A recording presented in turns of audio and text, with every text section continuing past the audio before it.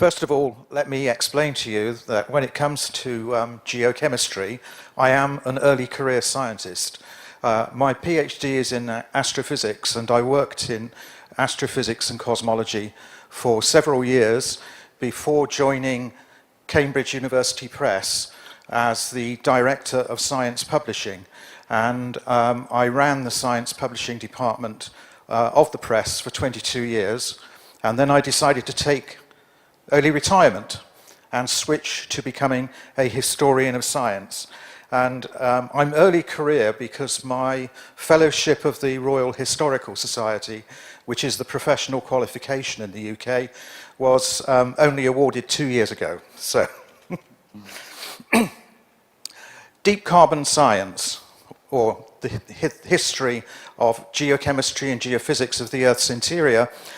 There is very little material at book length on this subject, and I became passionate about it because I've found that writing history and talking about history is a very good way of extending the outreach of a subject and communicating with the public, communicating with your friends and your family about what it is that you are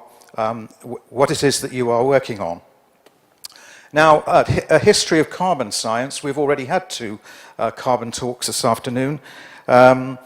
It's the 4th most abundant element in the universe, and in writing about the history of carbon in the Earth, we actually start in the very early universe, explaining how the chemical elements were forged in the interiors of stars.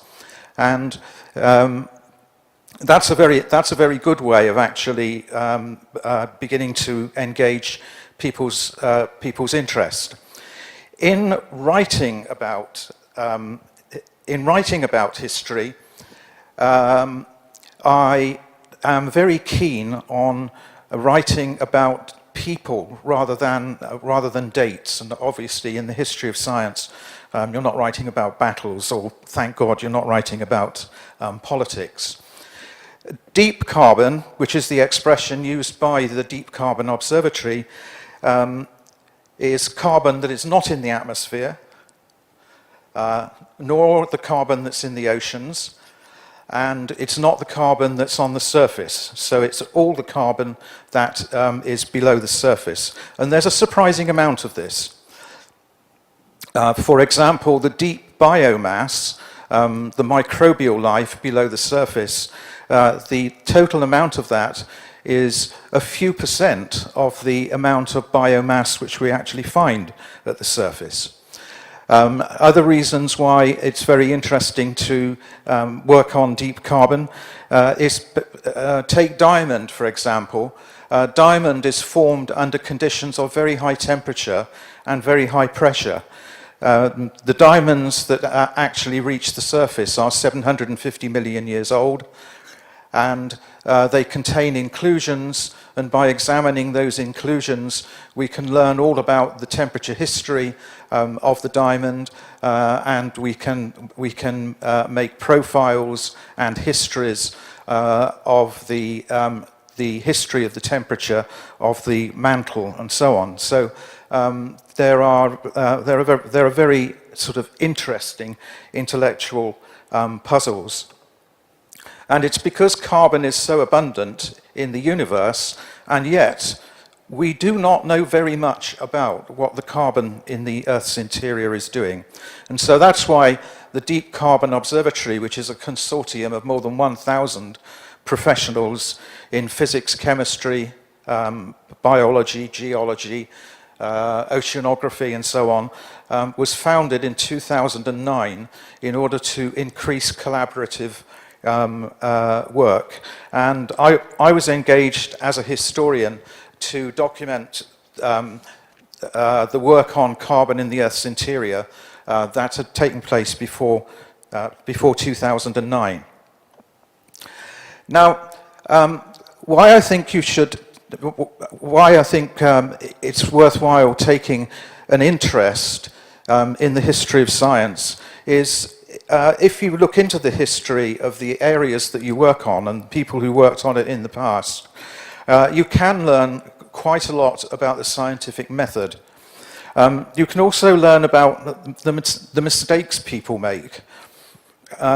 One example I like to give of this is scientists who spend too long working in the field and on the intellectual problem, which they did for their PhD and their postdoc, or for their first career in tenure.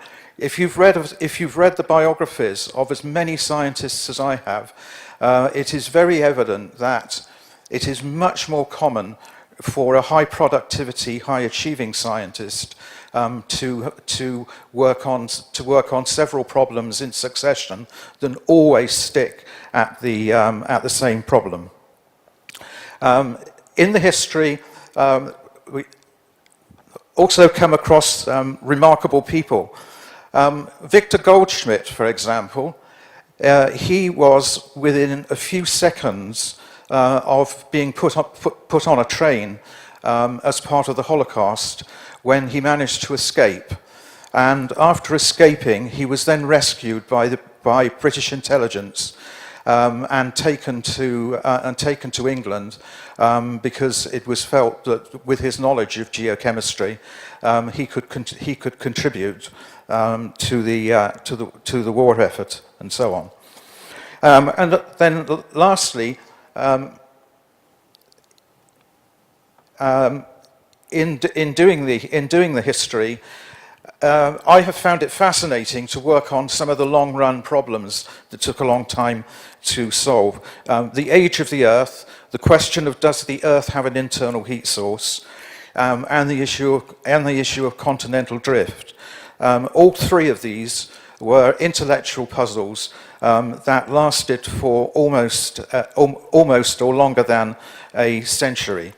And it's working on the people and working on the puzzles and the history that I found really enjoyable. And I hope I may have stimulated some of you to